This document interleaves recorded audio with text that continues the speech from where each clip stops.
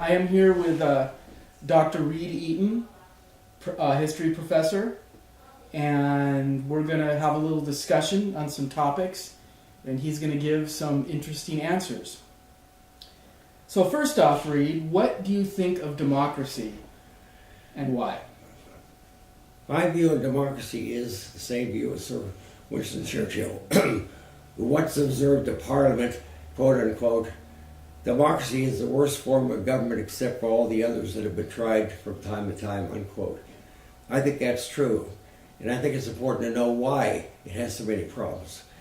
When you consider that the common man who has the supreme political power in the state because of sheer numbers has many disadvantages, it's ludicrous that the system even exists. For example, many are ignorant of politics, and you can't be a good citizen if you're ignorant. Others are misinformed, so the knowledge they have does not provide them the information they need to vote intelligently. Others are emotionally inclined to vote.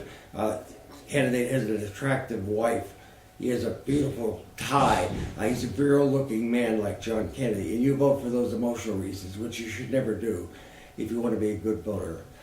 When the Founding Fathers set up the Constitution, they set it up as aristocrats in the interest of aristocrats. Some were self-made aristocrats, some were aristocrats on the basis of inheritance, but they were aristocrats. They had just gone through Shays' Rebellion in Massachusetts, where the masses had rebelled, and they had long memories of that, and they had visions of other people in other states would rebel too. So they had no reason for affection for the masses. And in addition to the reasons I mentioned earlier, you have to remember in the early days of the nation, the masses were not educated. That didn't come until later, and they didn't possess that much real property. That came later when the frontier went westward, and cheap land was available to all Americans. So they had very good reasons to be skeptical of it, and they proved it by never mentioning the word democracy, either in the Declaration or in the Constitution.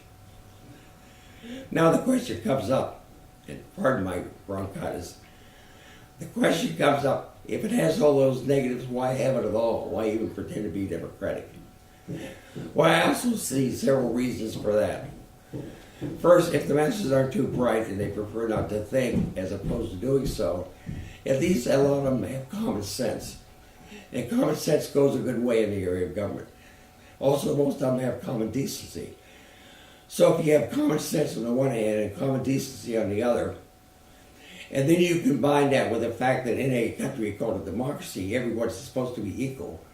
You could not be equal unless everyone had one vote, one person. That's sure proof of equality. You could be J. Rockefeller or you could be Reed Eaton, but we each have one vote. You could be rich and powerful, I could be insignificant, but we each have that one vote in common. That's true equality. And there's the three reasons I think you should have democracy. It's necessary in a society based on equality. The common man has common sense, and the common man has common decency. Those are my views on democracy, its weaknesses, its strengths, and why we should keep it.